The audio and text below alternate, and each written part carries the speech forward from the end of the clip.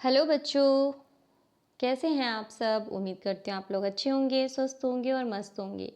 तो चलिए आज हम शुरू करेंगे हिंदी का चैप्टर नंबर 7 जिसका नाम है बकरी दो गांव खा गई। अब ये देखते हैं कैसे खा गई दो गांव। तो चलो शुरू करते हैं। हाय, बकरी दो गांव खा गई। एक आदमी आगरा की सड़कों पर रोता चिल्लाता घूम रहा था। लोग आश्चर्य में थे कि भला बकरी गांव कैसे खा सकती है। आखिर यह खबर बादशाह अकबर तक पहुंची। बादशाह ने उसे दरबार में बुलाया। उस आदमी को उन्होंने देखते ही पहचान लिया। बादशाह को याद आया कि वे कुछ समय पहले आगरा के पास किसी गांव में गए थे। वे बहुत थक गए थे। यह आदमी उन्हें वहां गन्ने के एक खेत में मिला था। उन्हें उससे कहा था, भाई थोड़ा गन्ने का रस पिला सकते हो। हाँ हाँ, आप बैठिए, मैं अभी लाया। अकबर एक पेड़ की छाया में बैठ गए। वह किसान खेत में गया, एक गन्ना तोड़कर एक बड़े लोटे में रस निकालकर ले आया। अकबर ने गन्ने का रस पिया तो बहुत खुश हुए। अरे वाह, ऐसा रस तो हमने पहले कभी नहीं पिया जी। और यह सिर्फ एक ही गन्ने का रस है। क्या एक गन्ने में इतना सारा रस? अकबर को आश्चर्य हुआ। मैं बिल्कुल सच कह रहा हूँ हुजूर, कमाल की बात है। ये हमारे बादशाह की नीयत का कमाल है जनाब। अगर उनकी नीयत ठीक ना हो तो गन्नों में रस ही ना निकले। अच्छा, कितना लगान देते हो? जी, लगान तो सिर्फ 25 पैसे ही देने पड़ते हैं। सिर्फ 25 पैसे? बादशाह ने हैरान होकर पूछा। फिर वे सोचने लगे कि ऐसे रस वाले गन्ने के खेत पर तो काफ़ी रुपए लगान लगान लगाना चाहिए। ठीक है, अगर पहुंचते ही इसका लगान बढ़ा दूंगा। आगरा पहुंचते ही इसका लगान बढ़ा दूंगा। कुछ देर इधर उधर की बातें करने के बाद अकबर ने कहा, अच्छा भाई, चलने से पहले ज़रा एक लोटा रस और पिला दो। किसान लोटा लेकर चला गया। उसने एक गन्ना तोड़ा लेकिन इस बार लोटा न भरा। फिर एक के बाद एक 3-4 गन्ने तोड़े और उनका रस निकाला, फिर भी लोटा ना भरा। अकबर उसका इंतजार कर रहे थे, सोच रहे थे इस बार तो इसने देर कर दी।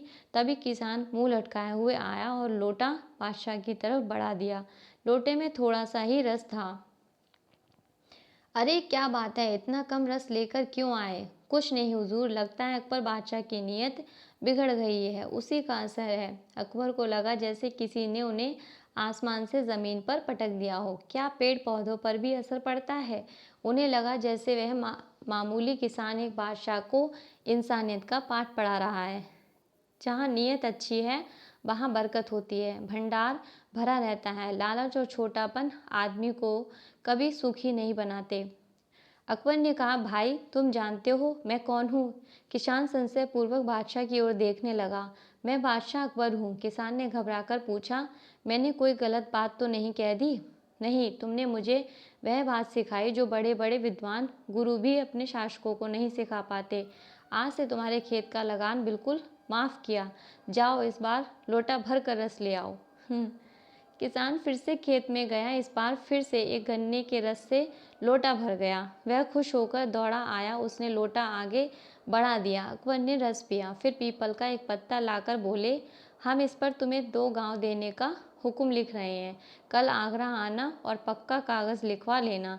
तुम्हारे खाने पीने का इंतज़ाम इन गाँव के आमदनी से हो जाएगा। किसान ने पीपल का पत्ता रख लिया। अकबर चले गए। किसान काम में लग गया। कुछ देर बाद पत्ते की बात ही भूल गया। किसान की बकरी आई और उसे पत्ते को खा गई। जब किसान को उस पत्ते की याद आई तो उसने देखा कि पत्ता तो अपनी जगह पर नहीं है। वह रोने चिल्लाने लगा। अब भला उसे बादशाह कैसे पहचानेंगे? उस पत्ते को देखे बिना गांव कैसे देंगे? वह जोर जोर से रोता चिल्लाता आगरा पहुंचा। हाय, बकरी 2 गांव खा गई। बकरी द्वारा 2 गांव खाने का किस्सा सुनकर बादशाह अकबर किसान के भोलेपन पर बहुत हंसे। उन्होंने फिर से 2 गांव देने का हुक्म लिखकर दिया और जाते जाते सावधान किया, इस बार इन गांव को बकरी से बचाना। सारा दरबार कह कहो से गूंज उठा। ठीक है, तो ये थी 2 गांव की कहानी। भाई बकरी खा गई उसके 2 गांव। तो उम्मीद करते हैं आप लोगों की कहानी अच्छी लगी होगी, मज़ा आया होगा पढ़ के। तो अपना हंसते रहिए, मुस्कुराते रहिए। Thank you and bye.